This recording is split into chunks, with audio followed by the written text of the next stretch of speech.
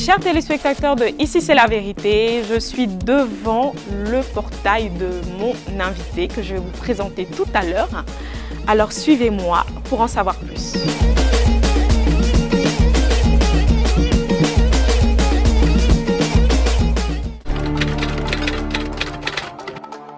Salut la team, j'espère que vous allez bien. Celui que nous allons recevoir aujourd'hui dans votre émission préférée a eu le privilège d'être un ami super proche de notre regretté Didier Arafat.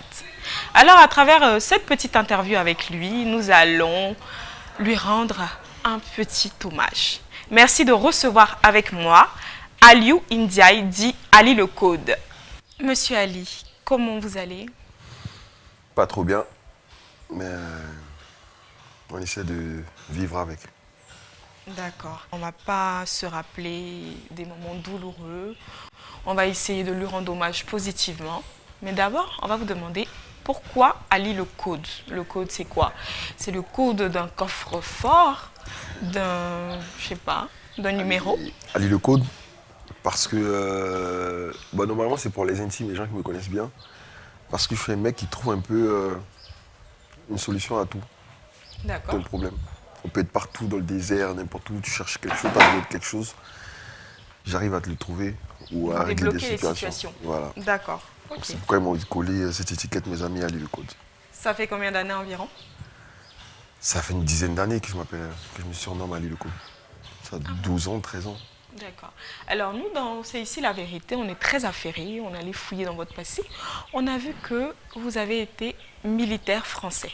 Ouais, j'étais à la Légion, j'ai fait 7 ans de Légion étrangère. D'accord. Et après j'ai arrêté. Là je suis plus Pourquoi? militaire. Parce que je voulais faire autre chose, j'avais des entreprises à gérer. Aujourd'hui j'ai des salons de coiffure en Europe. Et être militaire, ça demande beaucoup de temps. Ça prend beaucoup de son temps et j'étais passionné de musique aussi. Okay. Je connaissais Arafat, j'ai géré mes business, donc il me fallait beaucoup de temps pour pouvoir s'occuper de moi-même et donc j'ai décidé d'arrêter l'armée. D'accord. Et vous avez aussi fait de la musique? Ouais, passionné de musique. Je suis un artiste passionné de musique. Presque tous mes amis que je connais sont musiciens. Donc du coup, obligé, ça déteint sur moi. Et aujourd'hui, je fais mes tubes que je laisse sur YouTube, sur Facebook, que sur les réseaux sociaux. Mais par contre, je ne fais pas de promotion. Vous ne faites pas de promotion, vous ne faites pas de prestations non plus? Si, je fais des prestations qu'on m'invite souvent. Mais priorité à la passion. Je suis plutôt passionné qu'un artiste confirmé. D'accord. Alors, pour entrer dans le vif du sujet, vous étiez l'un des meilleurs amis de Arafat Didier. Comment et où a commencé cette amitié? Didier Arafat, on se rencontre en 2008 à Paris. J'étais l'ami, en ce moment, j'étais l'ami d'un autre ami. Et Didier Arafat. Lequel, Ivan Trésor? Non, il s'appelait Vilasco à l'époque. D'accord, ok. J'étais avec Vilasco, c'était le grand frère à Tia Vuitton, qui est ici à Abidjan. Et je suis avec Vilasco et il me dit viens à la maison et tout. Le week-end, viens passer le week-end chez moi et tout. Donc je quitte le sud de la France, j'arrive à Paris et je rencontre Didier Arafat dans ces circonstances. On échange, on parle, l'amitié colle. Et le même week-end qu'a suivi, il m'a dit je partais jouer au Maroc. Viens, allons au Maroc et tout. Non, j'aime ta science, viens avec moi. Et je le suis, je vais au Maroc avec lui et depuis on ne s'est plus quitté. Ah bon, d'accord. Et vous n'êtes plus quitté, vous faites les navettes à Abidjan, Paris. Ouais. Vous venez le plus souvent? Oui, je viens très souvent. En général, chaque 3-4 mois, je suis à Abidjan. D'accord. On nous a dit, on sait qu'entre meilleurs amis, il y a beaucoup de faux discours, on s'attarde sur peu de choses. On s'embrouille pour n'importe quoi, comme tout meilleur ami. Alors, est-ce que vous pouvez nous raconter un de vos plus faux discours que vous avez fait entre meilleurs amis avec Didier Arafat? Je me rappelle un discours, quand on a eu, j'étais en présence de Ivan, moi, Ivan Trésor et Didier Arafat. C'était un dimanche, on était à Paris, on cherchait un Western Union de partout. Parce qu'on devait aller en prestation, on était super en retard. Donc lui, il descend de la voiture. Donc on est venu en taxi, il descend du taxi et il rentre dans le Western Union. Et il me dit, allez, arrêtez notre taxi parce qu'on est super pressé. Dès que je sors, on part. Et moi, sans faire attention, j'ai arrêté le taxi comme ça que je ne calcule pas, tac, tac, tac. Et un taxi, vraiment, comme on dit ici, un taxi pourri de chez pourri. Et le taxi gare, et DJ Arafat, il sort de la banque, tac, tac, tac, il est content de récupérer sa thune. Et quand il arrive, il voit le taxi. Et il se retourne vers moi, il me dit, tu te fous de ma gueule. Tu te fous de ma gueule. Tu respectes pas mon image artistique. Et moi, j'étais là, je dis, mais c'est un taxi, c'est bon. On va pas se prendre la tête pour un taxi. Et là, il m'invite à faire une bagarre. Il me dit, alors vas-y, viens. Il enlève son t-shirt. Il me dit, viens, si t'es énorme, viens, on se bat tout de suite, tu vas comprendre. Et qu'est-ce que vous avez fait? Bah, j'ai pas répondu à ces provocations. Il y avait un restaurant qui était là, je suis rentré dans le restaurant, je suis allé m'asseoir. Et lui, il était dehors dans tous ses états, avec Ivan qui le calmait. Et Il était vraiment fâché. Bah oui, il était fâché. Il était fâché, il a enlevé son t-shirt et tout, il a voulu se battre avec moi. Et Ivan qui a arrêté le taxi, moi je viens pour monter dans le taxi, il me dit, tu montes pas dans le taxi. Je rentre comment moi? Je vais comment à la prestation? Il me dit, je m'en fous. Et là, je force, je monte dans les taxis. Au moins pendant 30 minutes, on est là-bas, on se prend la tête, mais après, on laisse tomber. Juste 30 minutes, hein. Après Ouais. ça passe. D'accord. Après, ça passe. Alors j'ai envie de demander, c'était quoi le plus beau jour de votre amitié? La plus belle chose que vous avez vécue ensemble? J'ai beaucoup de choses. S'il fallait choisir, je ne sais même pas quoi choisir, tellement il y en a plein. Il y a. Je ne sais pas choisir. En fait, il y a les plaisirs artistiques qu'on a eus et il y a les plaisirs personnels. D'accord. Personnels, je dirais, il y a moins de 2 ans, on était à Deauville. Dans la ville de Deauville, on est allé au zoo. On a pris un moment pour nous. Entre amis, on est sortis, on a été allé au zoo voir les animaux. À deux? Moi, Ivan, Didier, Zikion. On était Ok. 4. D'accord.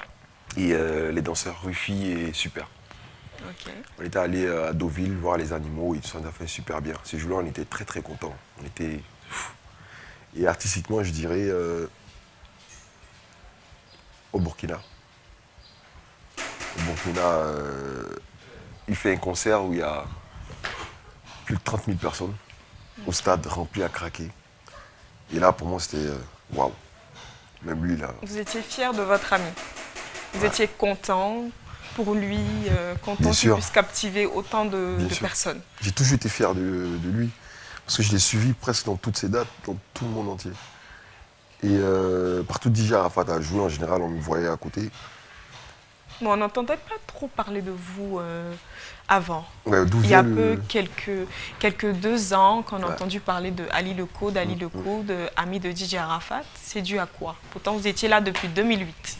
Bah, c'est dû aussi à mon ancienne profession que je faisais. J'étais militaire, il ne fallait pas trop que je m'affiche devant les caméras. Il fallait que je reste en retrait. Donc du coup, je faisais le boulot dans l'ombre. Et le code aussi, ça résorte aussi un peu à ça.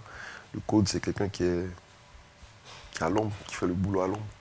Ah, d'accord. Ok, c'est super. Ok. Alors, c'était quoi la plus grosse épreuve que vous avez vécue ensemble? Que vous avez traversée La plus grosse difficilement épreuve, ensemble? là, je vais prendre la dernière qu'on a eue. La dernière, c'était au stade de Trècheville. Non, pas au stade de Trècheville, dans une salle, au Yelams, à Trècheville. Et on décide de faire le moto tour. On fait un gré, la première date, la deuxième date, on est lâché par tous les sponsors. C'était où la deuxième date? À Trècheville, à la salle Yelams. D'accord. Donc du coup, on n'a pas de sponsor. On se retrouve à deux, avec toute l'équipe, les managers, à vouloir faire un concert à 2 jours du concert. On n'a pas de sponsor, on n'a pas de scène, on n'a rien. On se bat de nous-mêmes, de partout, on frappe à toutes les portes pour pouvoir acquérir ne serait-ce qu'un moyen sonore pour pouvoir faire les prestations. Donc pour moi, c'était vraiment la pire épreuve on a vécu là ces derniers temps. Ok. En parlant de ces derniers concerts, on a vu sur les réseaux sociaux que Arafat, pour ses derniers concerts, avait enlevé toutes ses bagues sur les doigts. Est-ce que c'était vrai ou ce sont des photos fake ou Non, des c'est anciennes vrai. photos? C'est vrai. Je me rappelle quand il a sorti. Moi, on était à Paris. On était à Paris et j'explique une révélation à Didier qu'on m'a faite. D'accord. Il y a une dame qui m'appelle, qu'on ne connaît pas, qui nous voit dans la rue et qui nous dit vous deux, vous avez une grande amitié, tout ça. Et à l'époque, je fumais beaucoup. Et elle m'a dit, il faut que tu arrêtes de fumer parce que ça t'empêche de voir un peu loin si tu as des trucs et tout. Et elle me met dans le thème du sujet en me disant c'était quand ton dernier rêve par exemple. Et j'arrivais pas à me rappeler en fait quand j'avais rêvé. Et donc je voyais que tout ce que la dame disait était un peu vrai. Et Didier me regardait comme ça, il me dit toi tu vas arrêter de fumer toi. Il rigole et tout, il me dit tu vas voir, dans mon 2 semaines j'arrête de fumer. Et on part dans un processus comme ça, il y a 2 semaines, il voit qu'avant même 1 semaine j'arrête de fumer et tout. Et lui il était là, il me dit Vous arrêtez complètement de fumer? ouais, Okay. j'arrête de fumer. Et là il me dit si toi t'arrêtes de fumer, moi j'enlève toutes mes bagues, je les jette. D'accord, ok. Et moi je lui dis t'es sûr de ce que tu dis? Il me dit je suis sûr. Et j'arrête de fumer presque 1 semaine. Et un matin il se lève, il vient, il s'assoit et il me dit on est en Afrique, hein, vous voyez c'était bagues de protection, tout ça. Il aimait beaucoup, il était chaud, il aimait beaucoup la bagarre, donc il fallait se protéger, il fallait être prêt pour toutes circonstances. Et il s'élève un matin, il me dit j'en ai marre de tout ça, je les jette. Et il s'élève devant moi, je vous jure, il part à la fenêtre, il ouvre la fenêtre et il jette tout. Depuis ce jour, je ne l'ai plus vu mettre avec ses bagues. Avec ses bagues, plus jamais. Et il a coupé le cours, tout simplement. Il en avait marre de porter ses bagues ou c'était juste à cause du pari qu'il avait fait? Vous arrêtez de fumer et lui il enlève ses bagues. Je pense peut-être que c'était peut-être un poids dont il voulait se débarrasser. Un petit poids dont il voulait se débarrasser pour passer à une chose suivante.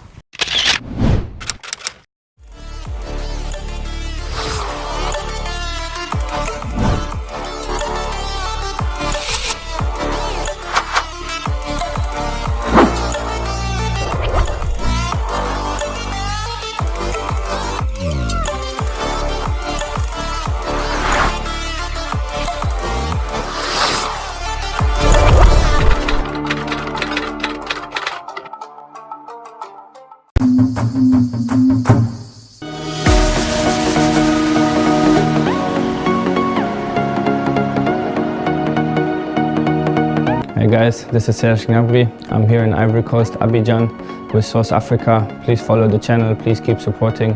Thank you very much.